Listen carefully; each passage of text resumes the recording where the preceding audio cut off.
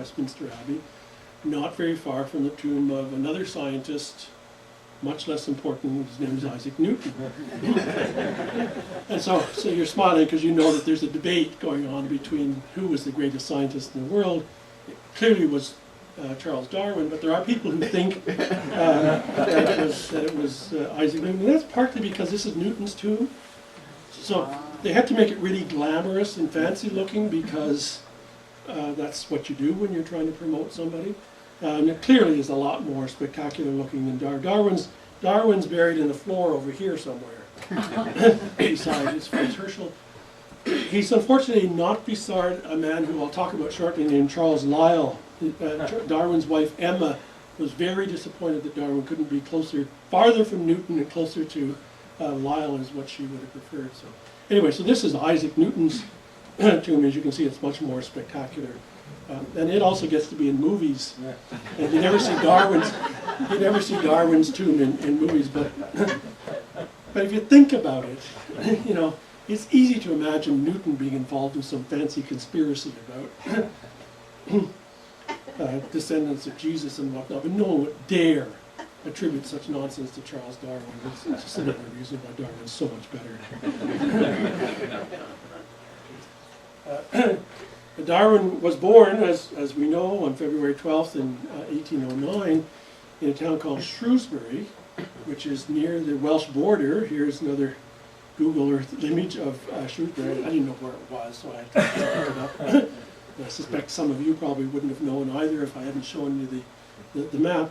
What's important is that it's not very far from Birmingham and Manchester in the industrial heartland of England. It's a relatively small town in the countryside, still is in the countryside, but very close to the industrial heartland. The reason why that's important is because Darwin's father was Robert Darwin, who was a doctor in Shrewsbury, but he also was very wealthy, and he used to lend money to the people who were building canals, later on railways, factories, and charged them interest, of course.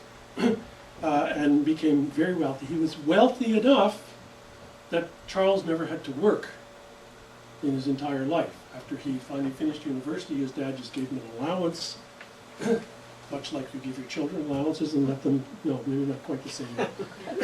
And so Darwin never had to work because he had a substantial allowance from his father, and then he inherited money when his father died. So they were local notables and quite wealthy. Living in Shrewsbury. The continuing sound problem. That's probably because I'm not talking right into the microphone like this. And it's a little bit annoying to have to do that. But so Darwin had 4 sisters and a brother, Erasmus. Erasmus, I won't talk about him later on, but he was involved in Charles Darwin's life throughout. Erasmus ends up in London, as does Charles Kent. Part of Lunar Society, also has an allowance from his dad, so he doesn't have to work. So they're very close. He's also very close to his sisters and their families. Robert Darwin, his father, married a Wedgwood. And here are Darwin's grandfathers: Erasmus Darwin and Josiah Wedgwood. These two were buddies. And they lived in Birmingham during the beginning of the Industrial Revolution. They were prominent members of a society called the Lunar Society, which is a collection of intellectuals. They discussed all sorts of things.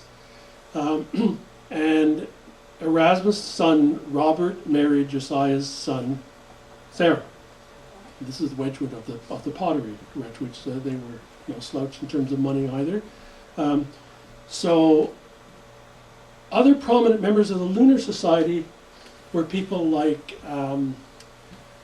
Joseph Priestley,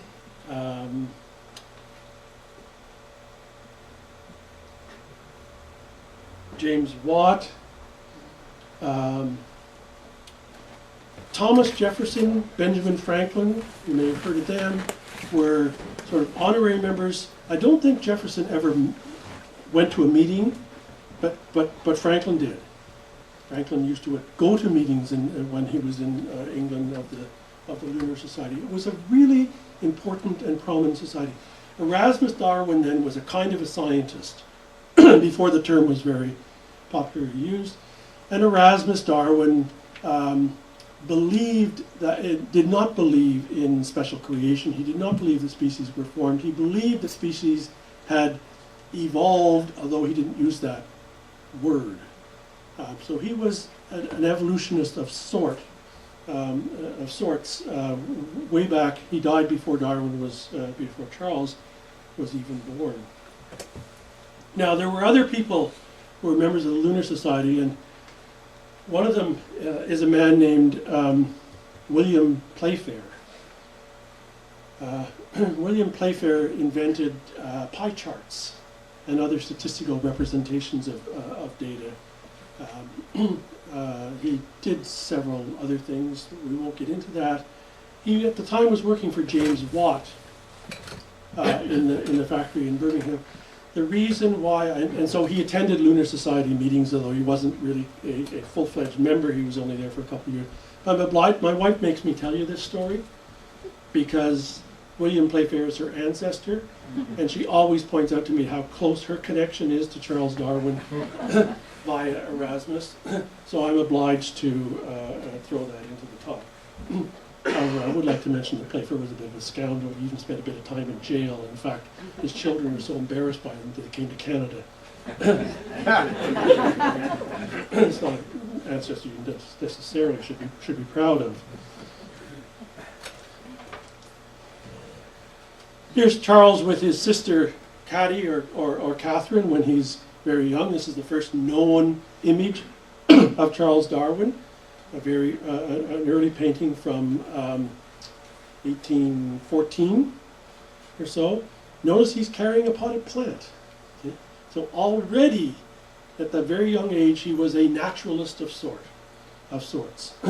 Here's a painting done much later by a Russian artist. This is a watercolor of what he thought Darwin might have looked like and might have done at the time. It's not by any means a painting or drawing that was done in Darwin's time. Collecting beetles was another thing he did. So he collected beetles, grew plants. He had an interest in science from a very young age.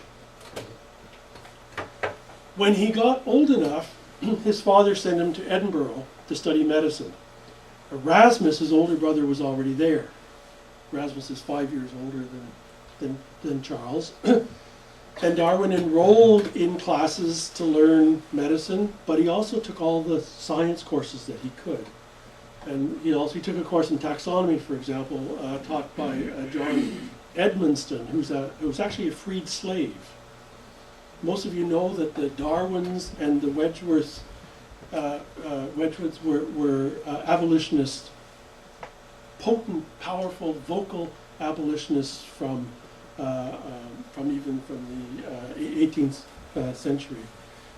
Darwin, so he had tutors at Edinburgh during the 2 years he was there, who taught him science and geography and geology.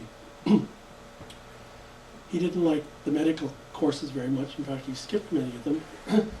He discovered that he wasn't suitable to follow in the footsteps of his father. He really didn't like the sight of human blood. He didn't have much trouble killing everything else, but he did. he was a hunter. He didn't like the sight of human blood. So he decided while he was at Edmonton that he wanted to take all the science courses and learn all about natural history.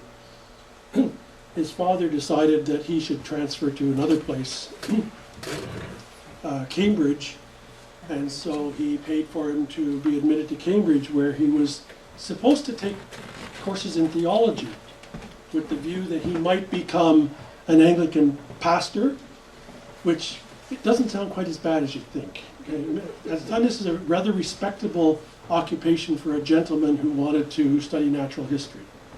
Okay. Yeah, you maybe have to